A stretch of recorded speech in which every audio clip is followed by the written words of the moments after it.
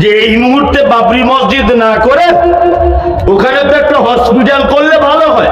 আপনারা জানেন যে মুর্শিদাবাদের একজন কোন নেতা, রাজনৈতিক নেতা হুমায়ুন কবির সাহেব, তিনি বাবরি মসজিদ করবেন, একেবারে খুব লাফালাফি করছেন। কি বললাম বুঝলেন? তা আমাকে নিয়েও খুব গালাগালি করছে, আমাকে বলছে মুনাফেক, আমাকে বলছে তা তোমার মতো লোকের সার্টিফিকেটে মুনাফেক আমি হব? তুমি কে? আজকে আবার বলছে যে মমতা ব্যানার্জির ভাতাখোর ইমাম সাহেবরা মুনাফেক বলছেন। তা আমি বলছি, ইমাম সাহেবরা যদি 3000 টাকা ভাতা খাবার কারণে যদি হুমায়ুনের দৃষ্টিতে যদি মুনাফেক হয়, তুমি যে নীলবাতির গাড়িটা চেপে বেড়াচ্ছ মমতা ব্যানার্জি, আর লাখ লাখ টাকা তেল খরচা করছো, তোমার সিকিউরিটি 40 জন, তুমি কে? গরিব ইমাম সাহেব যদি মমতা ব্যানার্জির ওয়াকফ সম্পত্তির থেকে যদি 3000 টাকা ভাতা খায়, তারা যদি মুনাফেক হয়, তাহলে তুমি কে? কোটি কোটি কোটি কোটি কোটি কোটি টাকা সরকারের তছনছ করছো, তোমরা কারা? জানতে ইচ্ছা করছে। আমি বললাম যে এই মুহূর্তে বাবরি মসজিদ না করে ওখানে তো একটা হসপিটাল করলে ভালো হয়, ওখানে তো একটা বড় চিকিৎসার ব্যবস্থা করলে ভালো হয়, ওখানে একটা দামি স্কুল করলে ভালো হয়, ভালো করে বুঝবেন। কিন্তু আমাকে এই কথা বলার কারণে মানে গালাগালি খিস্তা খিস্তি, লাস্টে বলছে বেলডাঙ্গাতে এলে ওকে দেখে নিব। এটা কি একটা মুসলমানের পরিচয়? তুমি মসজিদ করছো, ভালো করে বুঝবেন। আমার মত আমি বলেছি যে এইটা করলে ভালো হয়, তুমি এ কথা কেন বলছো যে বেলডাঙ্গাতে এলে দেখে নিব? তার মানে তুমি রাজনৈতিক পাওয়ার দেখাতে চাইছো। শুনুন, পৃথিবীতে ফেরাউন পর্যন্ত টিকতে পারেনি, নমরুদ টিকতে পারেনি ক্ষমতার বলে। পৃথিবীতে ক্ষমতা দিয়ে, রাজনৈতিক দলীয় দাপট দিয়ে পৃথিবীর কোন রাজনৈতিক নেতা টিকতে পারেনি, হাসিনা পর্যন্ত টিকতে পারেনি।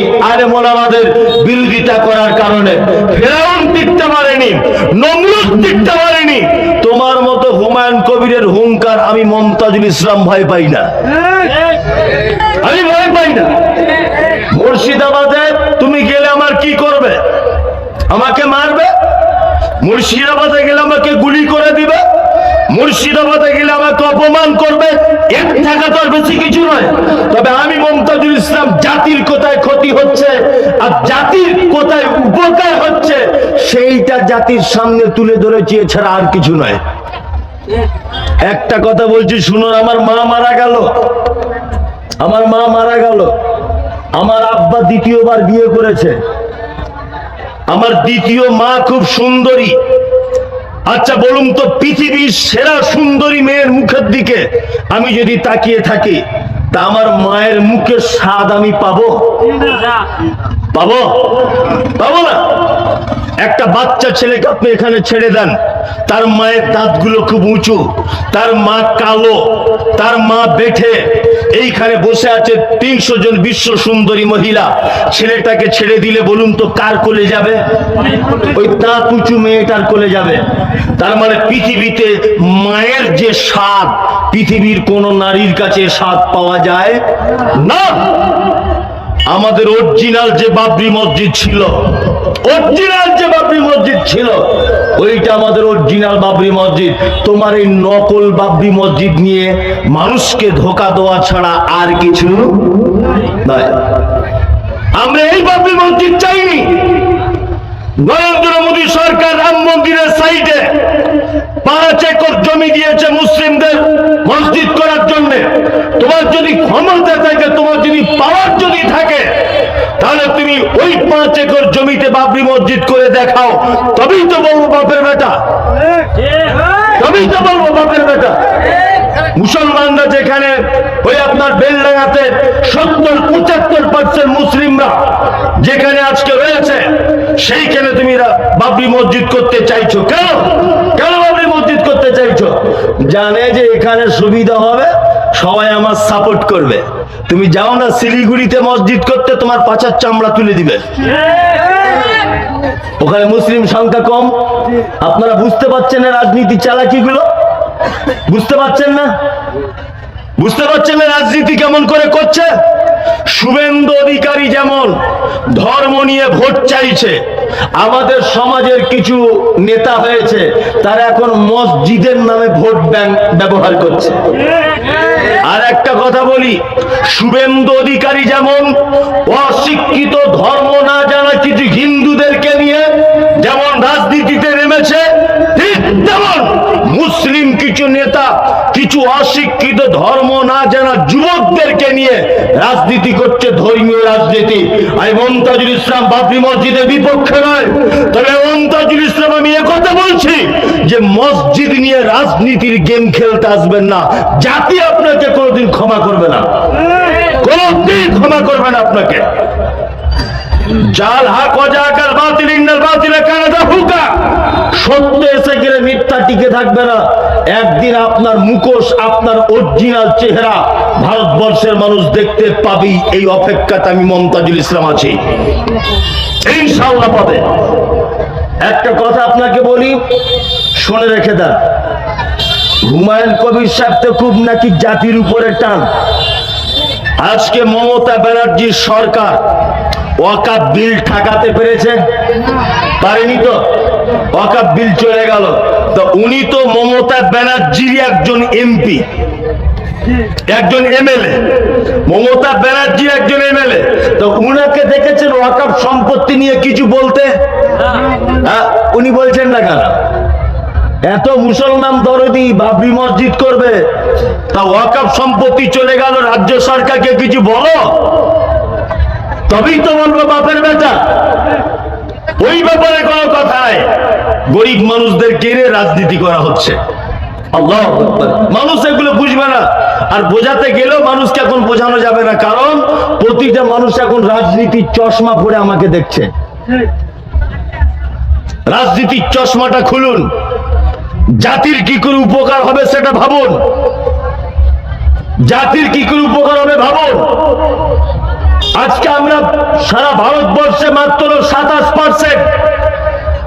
1992 সালের 6 ডিসেম্বর যখন বাবরি মসজিদ ভাঙা হয়েছিল, এই বাবরি মসজিদ শুধু শহীদ করা হয়নি, অসংখ্য মুসলিম গরিব যুবক এবং ধর্মপ্রাণ মানুষদেরকে কচুকাটা করে দেওয়া হয়েছিল। আপনারা জানেন মুর্শিদ কুলি খাঁ মুর্শিদাবাদে একটা ঐতিহ্যবাহী মসজিদ তৈরি করেছিলেন, তার নাম হচ্ছে কাকলা মসজিদ। মুর্শিদ কুলি খাঁ মসজিদে যাবার রাস্তার তলাতে নিজের কবর দিয়েছেন। তিনি এটা ভেবেছিলেন এই যে মুসল্লিরা যখন যাবে আমার গায়ের উপর দিয়ে যেন যায়, তাদের পায়ের ধুলো যেন আমার শরীরে লাগে, এই নিয়েতে তিনি কাকলার মসজিদ তৈরি করেছিলেন। কাকলার মসজিদ সরকারিভাবে বন্ধ করে দেওয়া হয়েছিল। তারপর যখন পশ্চিম বাংলাতে মুসলিম লীগের যখন রব রব রব রব করে বাজার চলছে, সর্বপ্রথম এই মুসলিম লীগ পার্টি এই কাকলা মসজিদ খুলে দিতে হবে, এই ব্যাপারে সরকারের কাছে দাবি জানিয়েছিলেন।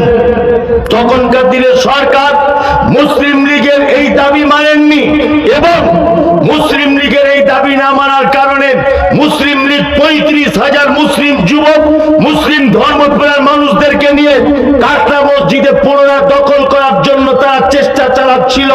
আর রাস্তাতে যেতে যেতে যেতে যেতে হিন্দু মুসলিম দ্বন্দ্ব লেগে তখনকার দিনে 21 থেকে 22 জন মতো নিরীহ মুসলিমদেরকে কচু কাটা করে দেওয়া হয়েছিল। এটা ইতিহাস। সারা ভারতবর্ষ আপনি কি করে আটকাবেন? বাবরি মসজিদের জন্য যাদের প্রাণ চলে গেছে, যারা আন্দোলন করেছিল, আজও 2024 সাল পর্যন্ত বাবরি মসজিদে আন্দোলন চলেছে। আমরা ঠেকাতে পেরেছি? পেরেছি? পারিনি। আমরা কাকলা মসজিদ খুলতে পেরেছি? পারিনি। আমাদের ন্যায্য অধিকার ওয়াকফ সম্পত্তি আমরা টেকাতে পেরেছি? পেরেছি? পারিনি। অজস্র মাদ্রাসা মসজিদ বেদখল করে নিচ্ছে অন্যায় ভাবে। আমরা আল্লাহকে বিচার দিয়ে দিয়েছি, আল্লাহ তুমি সব থেকে বড় বিচারক, তুমি বিচার করো। আমরা বেঈমানদের সঙ্গে লড়াই করে কখনো জিততে যাব না। কখনো জিততে যাব না, কখনোই নয়। লড়াইতে আমরা বিশ্বাসী নয়, সাম্প্রদায়িকতা আমরা মুসলিমরা বিশ্বাসী নয়। আমরা বিশ্বাসী কিসে? কিসে? আমরা বিশ্বাসী সম্প্রীতিতে, আমরা বিশ্বাসী এক অপরের প্রতি ভ্রাতৃত্বকে, আমরা বিশ্বাসী এক অপরের প্রতি ভালোবাসাতে। ওই জন্য বলছি ধর্মীয় আবেগ নিয়ে কোনো কাজ করতে যাবেন না। আল্লাহ সুবহানাহু ওয়া তাআলা বলছো আসলিহু যাতা বাইনিকুম, ছোটখাটো ব্যাপার কিছু হলে আপসে মিটিয়ে নাও।